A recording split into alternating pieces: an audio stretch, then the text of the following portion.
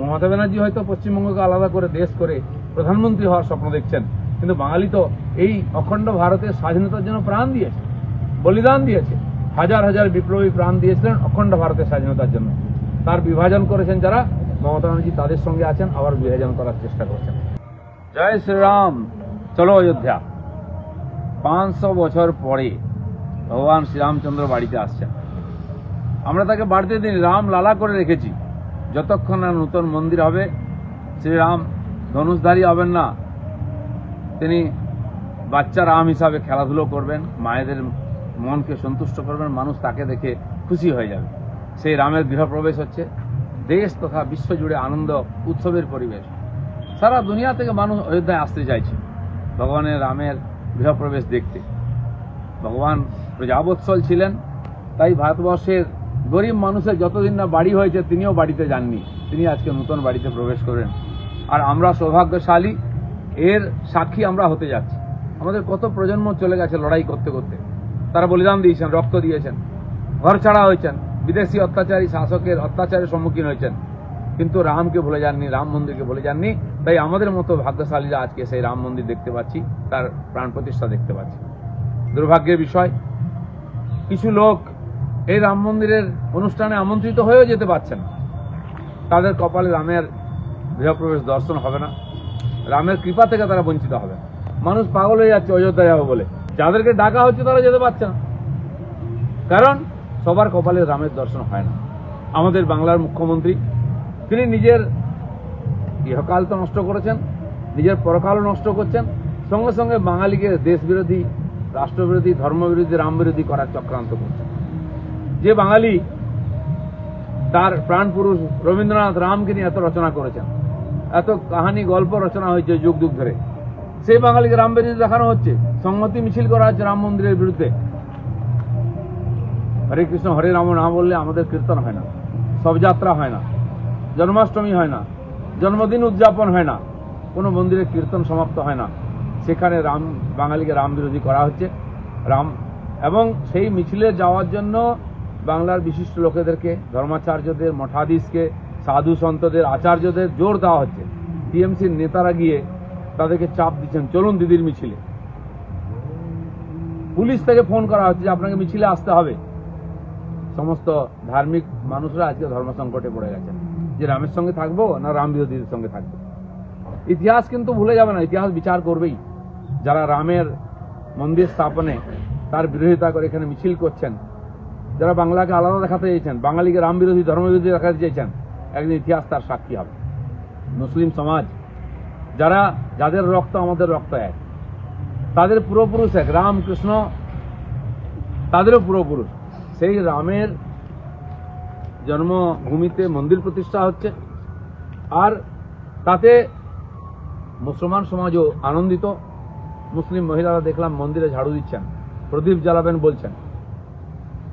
মুসলিম সমাজের তরফ থেকে যিনি রাম মন্দিরের বিরুদ্ধে কেস লড়েছেন বাবরি মসজিদের পক্ষে, যেই সুপ্রিম কোর্ট রায় দিয়েছে, তার বাবা লড়েছেন, তিনি লড়েছেন, তিনি কিন্তু মেনে নিয়েছেন সুপ্রিম কোর্টের রায়কে, যেটা রাম মন্দির। তাকে আমন্ত্রণ করা হয় যে বিশেষ অতিথি হিসাবে, তিনিও যাবেন বলেছেন।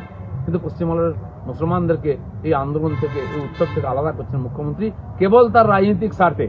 তার এই চক্রান্তের ফলে মুসলমানরা আজকে হিন্দু বিরোধী হয়ে যাচ্ছেন, আজকে দেশ বিরোধী হয়ে যাচ্ছেন। হিন্দু সমাজ কিন্তু ভুলবে না, এই মমতা ব্যানার্জি একদিন থাকবেন না, তার ক্ষমতা থাকবে না, তার পার্টি থাকবে না, ভারত থাকবে, রাম মন্দির থাকবে, হিন্দু মুসলমান থাকবে। আমি আশা করব আপনারা সবাই রাম ভক্ত, ভগবান রামের রক্ত আপনাদের শরীরে আছে, রামের বিরুদ্ধে যাবেন না। অধর্ম হবে, অন্যায় পাপ হবে, কমপক্ষে এই যে দেশের উৎসব, আসুন আপনি যদি রামকে ধার্মিক পুরুষ মনে করেন, না যেতে পারেন, চুপ থাকুন। রাম শুধু একজন অবতার ছিলেন না, তিনি ক্ষত্রিয় রাজা ছিলেন। আমরা সেই জন্য তাদেরকে আদর্শ রাজা মনে করি। যারা রাজনীতি করি তাকে আদর্শ বলে, তাকে জয় শ্রীরাম বলে আমরা ডাকি। যারা ধার্মিক পুরুষ সিয়ারাম বলেন। তাই ভগবান রামচন্দ্রের প্রতিষ্ঠা হচ্ছে, গৃহপ্রবেশ হচ্ছে, এর আনন্দের কি হবে? বিশ্ব নাচছে, এমন এমন উপঢৌকন পাঠানো হচ্ছে যেটা কল্পনাও করতে পারেনি। তার বিশাল বিস্তার, জীবনের মূল্যবান দামি জিনিস, সবচেয়ে বড় জিনিস রামকে দেওয়া হচ্ছে। আর রাম কথার অর্থও তাই হচ্ছে, বড় কিছু দেখলে আমরা রাম বলি, রামধনু বলি, এত বড় ধনুষ আকাশে হয়। সেই রামের বিরোধিতা করা, প্রকৃতি ধর্মের বিরোধিতা করা। ইতিহাস ক্ষমা করবে না। যেন মমতা ব্যানার্জির চক্রান্তে কেউ পা দেবেন না। বাঙালি সমাজকে আমি বলছি, আসুন আমরা এই সিপিএম এর আমলে কমিউনিস্ট বিরোধিতা সত্ত্বেও 8,500 জায়গায় শিলা পূজন করে এখান থেকে অযোধ্যা পাঠিয়েছিলাম। হাজার হাজার রাম ভক্ত করসেবক হিসেবে বাংলা থেকে গেছেন তো বিরোধিতা সত্ত্বেও, এবং প্রথম শহীদ হয়েছেন বাংলার মানুষ রাম শরৎ কোঠারি নামে। সেই সংহতিকে নষ্ট করার চেষ্টা করছে। ইংরেজরা এই দেশে রাজত্ব করতে গিয়ে হিন্দু মুসলমানকে বিভাজন করেছিল, দেশকে বিভাজন করেছিল। সেই ঘা অনেকটা শুকিয়ে এসছে। আমরা এক হয়ে আজকে দেশকে এগিয়ে নিয়ে যাচ্ছি। নতুন ভারত তৈরি হচ্ছে নরেন্দ্র মোদীর নেতৃত্বে। এখানে রাম রাজ্য প্রতিষ্ঠা হচ্ছে, কিন্তু মমতা ব্যানার্জি লুটের রাজত্বকে এগিয়ে নিয়ে যাচ্ছেন, যেই রাজত্বের মাধ্যমে কেবল তার পরিবারের পার্টির লোকেরাই লাভবান হয়। বাঙালি আজকে অবহেলিত মনে করছে, বঞ্চিত মনে করছে, শোষিত মনে করছে। কেন্দ্র সরকারের প্রকল্প থেকে বঞ্চিত হচ্ছে, দেশের উন্নয়ন থেকে বঞ্চিত হচ্ছে, এবং সারা দেশের লোক আমাদের সন্দেহে দেখছে। আমরা কি বিচ্ছিন্নতাবাদী?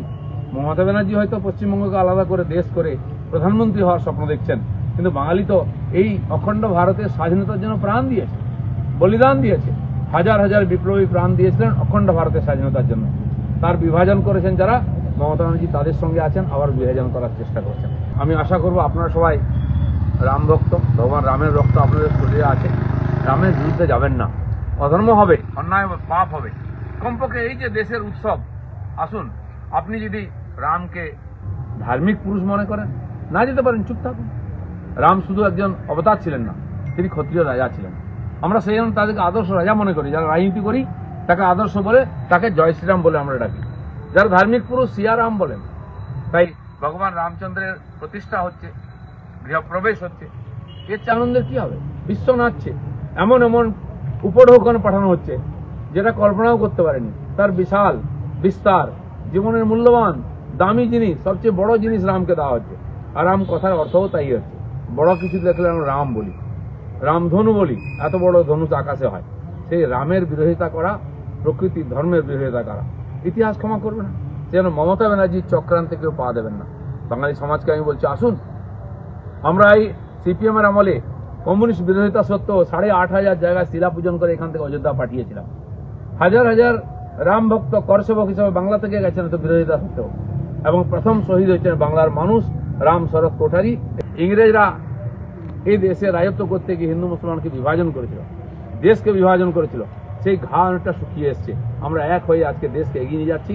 নতুন ভারত তৈরি হচ্ছে নরেন্দ্র মোদীর নেতৃত্বে। এখানে রাম রাজ্য প্রতিষ্ঠা হচ্ছে, কিন্তু মমতা ব্যানার্জি লুটের রাজত্বকে এগিয়ে নিয়ে যাচ্ছেন, যেই রাজত্বের মাধ্যমে কেবল তার পরিবারের পার্টির লোকেরাই লাভবান হয়। বাঙালি আজকে অবহেলিত মনে করছে, বঞ্চিত মনে করছে, শোষিত মনে করছে। কেন্দ্র সরকারের প্রকল্প থেকে বঞ্চিত হচ্ছে, দেশের উন্নয়ন থেকে বঞ্চিত হচ্ছে, এবং সারা দেশের লোক আমাদের সন্দেহে দেখছে।